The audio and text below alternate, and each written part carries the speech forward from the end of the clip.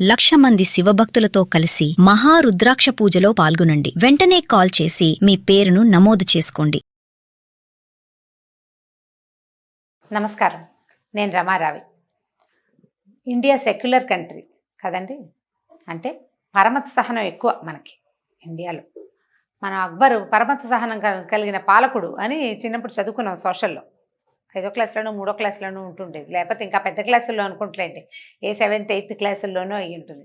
ఆయనకు ఉందో లేదో పరమత సహనం, మనకుందా? అది ఆలోచించాలి.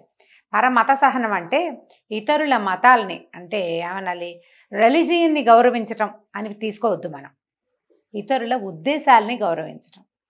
పరమత సహనం లేకపోతే అంటే వాళ్ళు చెప్పింది ఏదో మనకు నచ్చలేదు, బాగులేదు, సరిగ్గా చెప్పలేదు, అలా కాదు, మా ఇంట్లో అలా చేయరు, మా ఊళ్ళో అలా చేయరు, మనం అలా చేయకూడదు అని మనం ఆపుతూ ఉంటాం.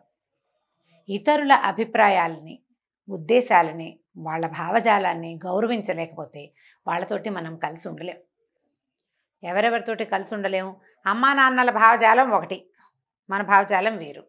అమ్మా నాన్నతో వాళ్ళు ఏం చేస్తారు, మనని భరించలేక, కన్న పిల్లలం కాబట్టి ఎలాగోలాగా చచ్చినట్టు భరిస్తూ ఎప్పుడెప్పుడు ఈ పీడ విరగడవుతుందా దేవుడా అన్నట్టుగా ఉంటారు. కానీ వదిలించుకోరు. అమ్మ నాన్న కదా, మనం కూడా అంతే. మన పిల్లల్ని కూడా వాళ్ళని భరించలేకపోతాం, కానీ వదిలిపెట్టి ఉండలేం. ఇదొకటి. అక్కడి నుంచి భర్తలతోటి లేదా భార్యలతోటి వాళ్ళదో అభిప్రాయం, మనదో అభిప్రాయం, మనమో రకం.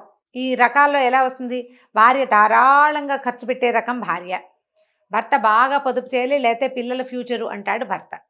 ఇవాళ అనుభవించినప్పుడు ఫ్యూచర్ ఎందుకు అంటుంది భార్య. రేపొద్దున ఏదైనా సమస్య వస్తే గతికడుకుపోతాం అంటాడు భర్త. వీళ్ళిద్దరూ కొట్టుకుంటూ ఉంటారు. హాయిగా ఎంజాయ్ చేయాలి జీవితాన్ని అనే మతం ఆవిడది. ఎప్పుడూ చీమలాగా ఫ్యూచర్ గురించి ఆలోచించాలనే మతం ఆయనది. ఇప్పుడు 2 వేరు మతాలు అయినాయా? వీళ్ళ మధ్యలో ఉన్నవాళ్ళు ఎంత చచ్చి నుగ్గైపోతారంటే పిల్లలు, హింస, మామూలు హింస కాదు. ఇలా 2 వేరు అభిప్రాయాలు ఉండేవాళ్ళు. అన్నీను ఏ వస్తువు ఎవ్వరికీ ఇవ్వకూడదు అనుకునే మనస్తత్వం, మన దగ్గర ఉన్నది ఖాళీగా ఉంటే ఎవరో ఒకళ్ళకి ఇచ్చేయాలనే తత్వం, ప్రతి వాళ్ళని విమర్శించి తిట్టిపోసి మాట్లాడేవాళ్ళు కొంతమంది, పక్క వాళ్ళని విమర్శించేవాళ్ళు. అస్సలు ఎవరిని విమర్శించకూడదు, వాళ్ళ గురించి మనం ఎందుకు జడ్జిమెంట్ ఇవ్వబోక అని చెప్పేవాళ్ళు రెండో వాళ్ళు. మీ అమ్మ మీ నాన్న అని ఒకళ్ళనొకళ్ళు తిట్టుకునేవాళ్ళు కొంతమంది. అలా కూడాను అవి కూడా వస్తాయి కదా. మన లైఫ్ అంతా కాన్ఫ్లిక్ట్స్ తోటి సరిపోతుందండి. వాళ్ళది వేరు, మనది వేరు. సాధారణంగా ఈ సమస్యలు ఎప్పుడు అమ్మా నాన్నలతో ఏముందండి, అమ్మా నాన్న మనకు కావాల్సినవి కొనిపెట్టేస్తూ ఉంటారు. జీవితంలో ఏదో వాళ్ళ చేతొచ్చినంత, సాధారణంగా ప్రతి వాళ్ళు చేసేదే. ఎక్కడో ఎక్సెంట్రిక్స్ ఉంటారు, కానీ అది చాలా తక్కువ ఆ శాతం. కానీ మనం రెగ్యులర్గా కలిసి ఉండాల్సింది ఎవరితోటి? ఒక వయసు వచ్చాక అమ్మా నాన్నలతోటి ఎవరం కలిసి ఉండం, కంపెనీయన్ తోటి కలిసి ఉంటాం. పిల్లలు కూడా ఒక స్టేజ్ దాకా మనతోటి ఉండి తర్వాత సెపరేట్ అవుతుంటారు. వాళ్ళ ప్రపంచం వాళ్ళకి ఏర్పడుతుంది. ప్రధానంగా పరమత సహనం కావాల్సింది భార్యాభర్తలకి, ఒకళ్ళతో ఒకళ్ళకి. అవునా కదా? ఆలోచించండి. అక్షరాల నిజం కదా. ఇదే కాదు, ఇంకొక పాయింట్ ఉంది. ఆఫీస్లో కూడా ఎంత కాదన్నా 58, 60 ఏళ్ళు వచ్చేదాకా వర్క్ చేస్తాం కదా. ప్రైవేట్ వాళ్ళైతే ఇంకొంచెం ముందు మానేస్తారేమో లేండి అవకాశాన్ని బట్టి. కానీ మనకు 20, 25 ఏళ్ళు వచ్చిన దగ్గర నుంచి కనీసం 60 ఏళ్ళు వచ్చేదాకా మనం ఎక్కడో ఒక చోట ఉద్యోగం చేస్తున్నాం అనుకుందాం. స్కూళ్ళలో టీచర్స్ గానో, లెక్చరర్స్ గానో, ప్రొఫెసర్స్ గానో, డాక్టర్లు, ఇంజనీర్లు, సాఫ్ట్వేర్ ఉద్యోగాలు వాళ్ళు, అవి కాకుండా చిన్న పొన్న రకరకాల పనులు చేసేవాళ్ళు. గిన్నెలు తోముకుని బట్టలు ఉతుక్కోవటం కూడా పనేనండి. డొమెస్టిక్ వర్క్ హెల్పర్స్గా పనిచేసేవాళ్ళు, రకరకాల ప్లంబింగ్ పనులు చేసేవాళ్ళు, వీళ్ళంతా కూడా ప్రతి వాళ్ళు రెండో వాడితో కలిసి, ఇద్దరు కలిసి పని చేయాల్సిందే. ప్రతిదీ టీమ్ వర్కే, కుటుంబంలాగానే. ఈ పని చేసేటప్పుడు వాడోటి చెప్పి వీడి రెండోది చెప్తే కుదరదు. ఇద్దరు మాట మీద వెళ్తూ ఉండాలి, లేదా ఒకళ్ళ మాట ఒకళ్ళు మన్నించుకుంటుంటారు. ఓసారి నీ మాట విను, రెండోసారి నా మాట వినుగా వెళ్ళాలి. ఈ పరమత సహనం లేకపోతే జీవితం సతమతం అయిపోతున్నట్టు ఉంటుంది. అస్సలు హాయిగా ఉండదు. అన్ని ఇబ్బందులే మనకి, అన్ని కష్టాలే. మొగుళ్ళని భరించలేకపోతామండి. కొంతమంది పెళ్ళాలని భరించలేరు. పారిపోయి పక్కదోవలు పట్టేవాళ్ళు కొంతమంది. డిప్రెషన్కి లోనయ్యి ఎలా చెప్పాలో తెలియక సతమతమయ్యి అనారోగ్యాల పాలైపోయేవాళ్ళు కొంతమంది. ఆడవాళ్ళు, ఇప్పుడు మగవాళ్ళు గట్టివాళ్ళు అనుకోండి, ఆడవాళ్ళు చెప్పలేకపోతారు. వీళ్ళకి ఎంత చెప్పినా వాళ్ళు అర్థం చేసుకోరు. వీళ్ళ ఉద్దేశం ఏంటో వాళ్ళకి అక్కర్లేదు, నీకేం తెలియదు అనేస్తారు.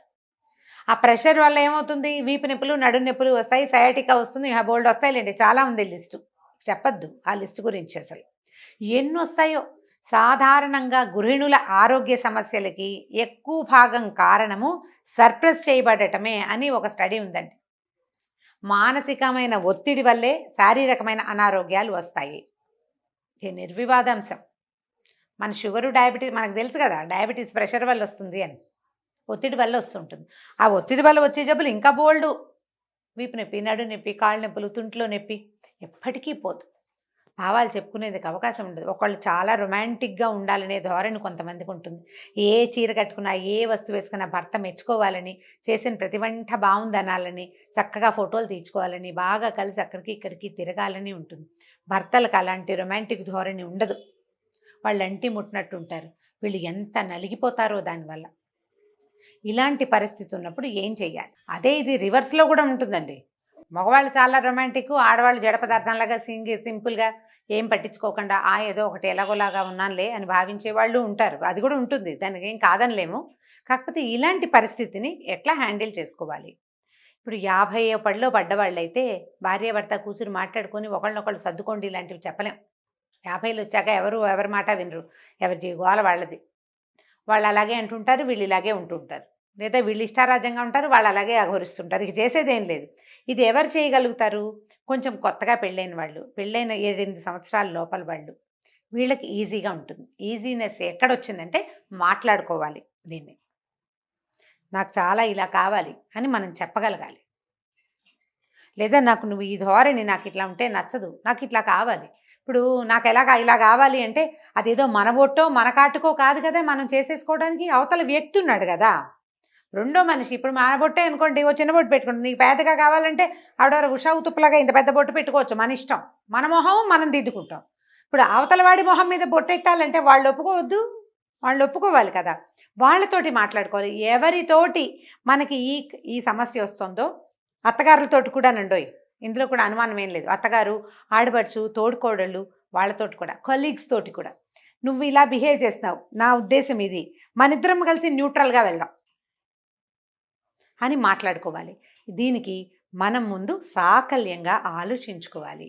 అసలు నేనేంటి, అవతల వాడేంటి, వాడు కాకపోతే అది ఎవరో ఒకళ్ళు, అవతల వాళ్ళేమిటి మనమేమిటి, మొదట బేరీజ్ వేసుకోవాలి. తర్వాత నాకేం కావాలి వీళ్ళ నుంచి, అప్పుడు కదా మనం మాట్లాడగలుగుతాము. నేను ఇట్లా అనుకుంటున్నా, నువ్వు ఇలా మాట్లాడతావు, నాకు ఇలా కావాలి అని చెప్పగలగాలి. ఇప్పుడు అత్తగారితో కుదరదు, ఆడపడితో కుదరదు, తోడుకోడలు వద్దు, కొలీగ్స్ వద్దు, ఎవరి దారిని వాళ్ళు ఉంటారు. భర్తలు లేదా భార్యలు ఒకళ్ళతోటి ఒకళ్ళు ఉండాలి కదా, చాలా కాలం కలిసి ఉండాలి. ఏం అక్కర్లేదండి, ఎవరి దారిని వాళ్ళు ఉంటారు, నువ్వు ఉంటారు, అది వేరే సంగతి. వాళ్ళకి అసలు చెప్పేదే లేదు, ఎంజాయ్ హాయిగా. కానీ కలిసి ఉండేటప్పుడు ఏం చేయాలి? ఒకే వరలో 2 కత్తుల్లాగా ఉండాలి కదా మనం. ఒకదానికొకటి కోసుకోకుండా ఉండాలి, ఒకళ్ళనొకళ్ళు హర్ట్ చేసుకోకుండా ఉండాలి. దానివల్ల మన జీవితం నందనవనంగా కాకపోయినా, నందనవనం అంత పెద్దది కాకపోయినా కనీసం చిన్న మన సందు చివరిలో ఉన్న గ్రీన్గా ఉండే పార్క్ లాగా అయినా ఉంటుంది. దాంతోపాటు పెద్ద పెద్ద పక్షులు, రాయన్సలు అవి రాకపోయినా మన పిల్ల పక్షులైనా మన దగ్గర ప్రశాంతంగా ఉంటాయి. మన జీవితం బాగుంటుంది. మాట్లాడండి. ముందు నేనేమిటి, అతనేమిటి, లేదా నేనేమిటి, ఆమె ఏమిటి అనేది ఆలోచించండి. నా ఉద్దేశం ఇది, ఈ అమ్మాయి ఉద్దేశం ఇది. ఈ రెండిటికి మధ్యలో న్యూట్రల్గా ఎలా వెళ్ళాలి? ఓసారి నీకు నచ్చినట్టు ధారాళంగా ఖర్చు పెట్టుకో, 1 సంవత్సరం లేదా ఒక పండక్కి. రెండో పండక్కి అతను వద్దన్నట్టుగా మానేసి, ఒకసారి నీకు కావాల్సినట్టుగా, ఇంకొకసారి అవతల వాళ్ళకి కావాల్సినట్టుగా. ఒక విషయంలో ఇద్దరు కలిసి ఒక నిర్ణయానికి రావడానికి కొంచెం దగ్గరగా ఉండే విషయం ఏమి ఉందో దాని మీదకి వెళ్ళండి. ఇవన్నీ రాసుకోవటాలు అవన్నీ ఎలా చేస్తామంటే, ఇదేమన్నా వ్యాపారాలా, బిజినెస్లు రాసుకున్నట్టు డీల్స్ రాసుకోమంటారా సంసారానికి అంటే? మరి రాసుకోవాలి. హాయిగా ఉండాలంటే రాయాలి కదా. మనం హాయిగా ఉండాలంటే ఏం చేయాలండి? హాయిగా ఉండాలి. ఏం చేస్తున్నాం? పొద్దున్న లేచి బ్రష్ చేసుకుని హాయిగా వేడిగా నీళ్ళతో స్నానం చేయాలనిపిస్తే గీజర్ వేసుకుంటాం, లేదా స్టవ్ మీద పెట్టుకుంటాం. ఏదో చేస్తాం ఖచ్చితంగా. ఓ గిన్నెడు వేడి నీళ్ళు పెట్టుకుంటాం, స్నానం చేస్తాం. హాయిగా ఉండాలని అనిపిస్తుంది, ఇవాళ ప్రశాంతంగా ఉందామనిపిస్తుంది.